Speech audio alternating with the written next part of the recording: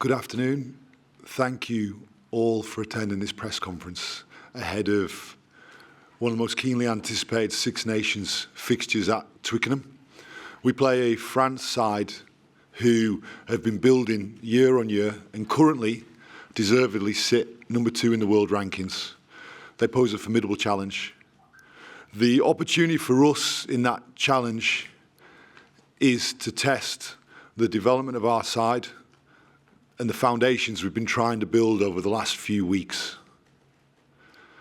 As I highlighted in my team announcement, I continue to select a team specific to the game plan we want to play against the opposition we are playing that week. This week, Ellis Genge captains the England rugby team for the first time. Marcus Smith starts at 10. Owen Farrell will start the game on the bench, and when he comes onto the pitch to finish the game, he will captain the team. David Ribbons joins the 23.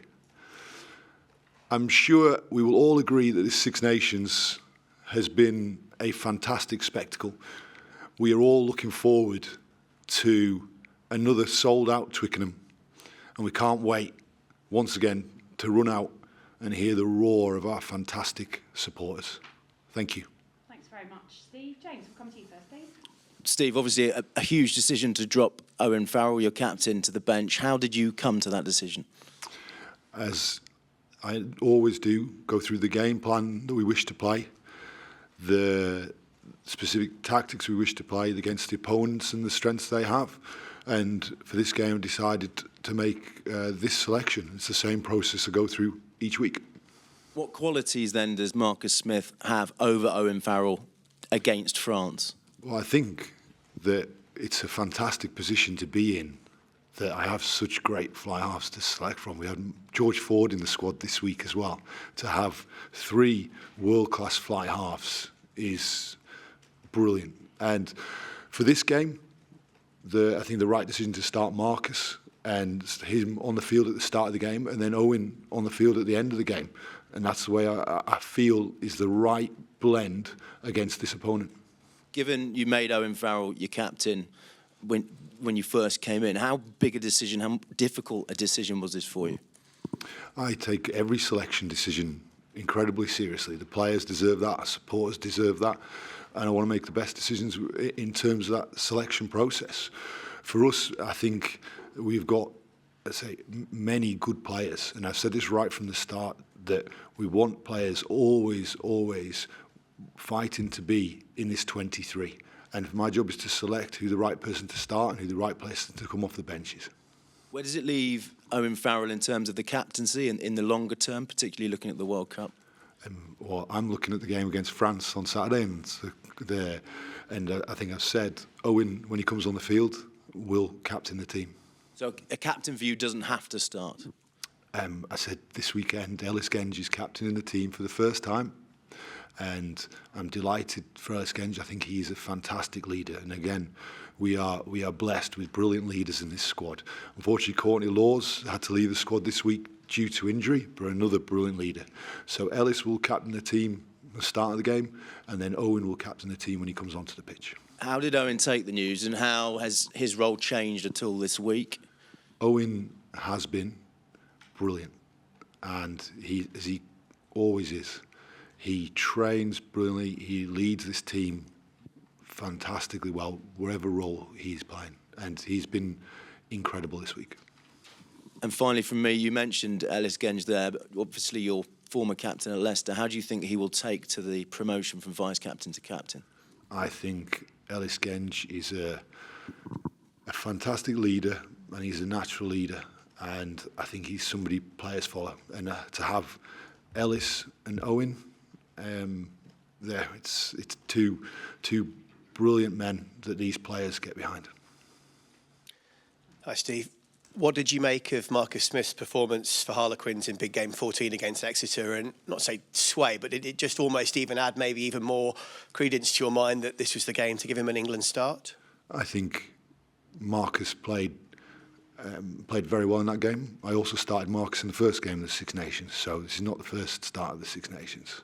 I thought he played well, and as I say, I think having players of such ability and such talent to be able to select from is a real privilege for me. And just how Marcus then sets up for Quins with Esther Hayes and Marchant outside him or whoever, rather than Owen at 12 this time, to have Ollie Lawrence and Henry Slade as your 10, 12, 13.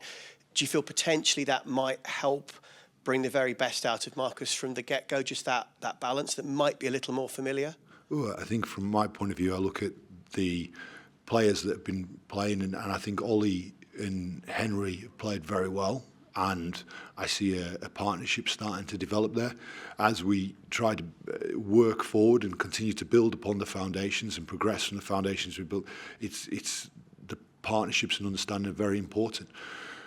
As I always say, I want to pick a team that is specific to the game we want to play against, the opposition we're playing, and that's what I feel this week is the right blend. From your time as a player and as a coach so far, tell me about your thought on this England-France rivalry over the years. Well, I think they're an incredible side. As I said, they've been building year on year. They've built their game off the back of a strong kicking game. Nobody in the world kicks longer than they do. Then they've got a huge forward pack who will, in contact, are incredibly powerful. And then off the back of that, they've got a brilliant 9, some fantastic outside backs. So I think you can see the development of their game over subsequent seasons, which is very smart in terms of an intelligent development from their perspective. It's a great challenge for us. We can't wait for it. And a lot of consistency in your pack again, which is really good to see.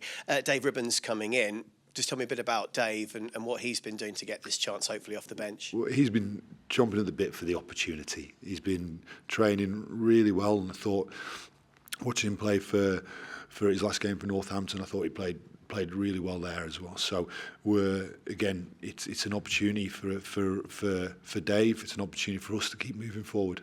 And just finally from me, you said repeatedly, obviously, there's not a lot of time to get this team where you want to be in comparison to some of the other top tier nations.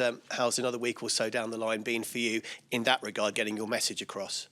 Yeah, well, I think we want to keep progressing. I said we wanted to put in place, and I said from the very start, initially the plan will be relatively basic as we try to build. We want to put a foundation in place that from which we can build, and each week I've tried to progress that. I feel we've progressed again this week, and now we're just looking forward to getting out on the pitch on Saturday. Thanks, Ross. Nick, we'll go to Nick next, please. Thank you. Cheers, thanks, Nick. Hi, Steve. Obviously, traditionally, some people would always want captain to be in the side, but is in the starting 15. But is actually the fact that anyone can start a strength of this tenure now in the group moving forward? Well, we speak a lot about how we want to be as a squad moving forward, and I use that word deliberately. Because different weeks you play different roles. And we've talked about this. Sometimes you start, sometimes you come off the bench, sometimes you're not on the 23, but all the time we're trying to develop the team.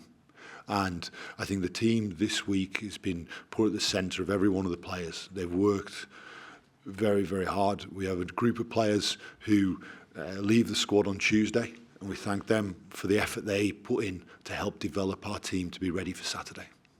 And as much as I'm sure Owen would want to start, I assume as well he's ready to put the team first and understand why you've made this call. So I can't praise Owen enough, not just for this week, but every day since we've started working together in this capacity. Owen's been just an incredible trainer, incredible helping all the players around the squad, and he cares so deeply about this team. Owen is a player who has incredible respect from everybody attached to the England rugby team. And on Ollie Chesham, was he a sort of doubt? And if so, how good is it that he's able to start? Was he a fitness doubt, or was that? No. Oh, okay. Well, good. All right, happy day. Nick Mullins, please. Thank you. Hi, Steve. What did you see in Marcus's performance on Saturday evening that particularly caught your eye? What particularly pleased you about his game? From my point of view, I'm constantly watching the players in every game. In every game they play, and I felt it was important for Marcus to go and play the game time last Saturday, as we spoke about when we were in the Fallow Week in Brighton, about my reasoning as to why I'd released Marcus to play. Marcus has played and trained really well since joining in this role. And as I say, I'll reinforce what a great strength of it is of the England rugby team, that we have fly halves of such incredible calibre. George Ford trained, he was one of the players who left the group on Tuesday afternoon, and his training was at an incredibly high level. So to have 3 fly halves in this week, all world class, I feel very blessed. Can I ask if George was fully fit, you'd have no hesitation, if needs be, playing him in whatever role this weekend? It was purely on how you wanted those 3 10s to combine. From my point of view, I pick, as I say, and I know I've said it already, I pick a team for the week, the game we want to play against the opponent we're trying to play. I don't think about the next week or the week after that.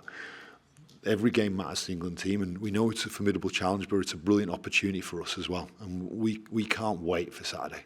What's the theme this week? How do you beat France? Well, as I say, they are a big, powerful pack, and they kick the ball further than anybody else kicks the ball. The way DuPont kicks it, Antoine kicks it, they kick the ball long. So fundamentally, you have to deal with those 2 challenges, and then because off the back of that, they then have pace, the way DuPont plays, the way the back 3 bring pace to the game. Those challenges are immense. Well, from our point of view, there are tactical battles within that. But what we've got to do is focus very much upon ourselves and how we need to play against this team. We know they always bring an incredible physical challenge. They have such a big team, but we've been working hard to ensure that we're well prepared. And as I say, I think each of the players is tremendously excited about this opportunity. Do you beat a team who kick a lot by kicking a lot? I think there's different ways around that challenge. You see it now. They won the championship last year by kicking more than anybody else. You've seen how far Ireland are kicking the ball. It's an important aspect of the game currently. From our point of view, they've been building this they've been building that plan for three and a half years. They're putting the finishing touches to that plan. We've been building for 3 games. So, in terms of what we're trying to do now. So, I think we've got to find some other ways, given we can't accelerate 3.5 years of development in that. So, we have to find some different ways. So, I'm looking forward to seeing the team try and find some different ways on Saturday. One last one from me, if I can. I'm sure your replacement strategy isn't set in stone this afternoon, but when Owen comes on, if that happens to be before Ellis comes off, just for housekeeping, does he become captain immediately? As soon as when Owen comes onto the field, Owen is captain of the England rugby team. Thank you. Thanks, Nick. Julian, and then we'll come to Sonia and we'll finish up there. Thanks. Julian, do you mind raising your hand, Phoebe? Great, thanks. Thank you very much. Hello, Steve. Obviously, any goal kicker can have a bad day, or even Johnny had bad days. I just wondered, after what happened last week, have you decided upon a second goal kicker? Should it not go absolutely right for Marcus on Saturday, and who that person would be? We always have several goal kickers within the team. I anticipate it going very right for Marcus goal kicking. Thank you. Thanks. And we'll finish with Sonia, if you could just pass it forward a little bit. Thanks, No, yeah. we're good. Speak loudly. Thanks, Sonia. Never struggle to do that. 2 things. One is to kind of following on from what Julian just said. I know you've said it's horses for courses in terms of this selection, but has the fact that Owen Farrell's got the yips played into your thinking at all? Because in tight test matches, leaving points out there is not good. I think it's a great point you make around tight test matches. I think from the point of view of Owen's track record as a kicker, then there's been, and every kicker has this, there are periods where there's a small dip, and the great kickers always come back and get the percentage right back up there again. I consider in every aspect, and that's quite right. You'd expect me to do that, is to consider every aspect, because I try to do this job as thoroughly as possible. So I consider every aspect. I watched Owen's been kicking brilliantly this week in training, and as has Marcus. They've been working very hard. So from my point of view, I think there are other aspects, there are wider aspects to be considered within this game and within this game plan, not simply the goal kicking. And finally, for me, Steve, if you don't mind, I've seen this selection of Marcus Smith at 10 described as brave, bold, ballsy for Borthwick. And actually people just haven't seen it coming because it almost seems that it's so alien to you as a coach to be quite so out there with your selection. Are we seeing you evolve in terms of a selector as well? I think if you were to track all the teams that are selected over the last few years, there's been some pretty bold decisions. And What's been the boldest? What was the boldest in your mind? I think I'll leave you to track back to last year's finals and have a look at the selections I made over last year's finals. I think what I try to do is pick the team that is the right team at that game. And I don't tend to consider necessarily how it's perceived from outside. I consider what's the right team to be picked for that game in that week. And that's what I do every single week. I don't look forward. I don't look to the game after this one, the game after that one, or the tournament in a few months' time. I look to what's right for this game this weekend. I think the players deserve that, and I think the supporters deserve that, because every game matters for England. So I believe this is the right team in all the different considerations I put into it and all the different factors against a very, very good French team.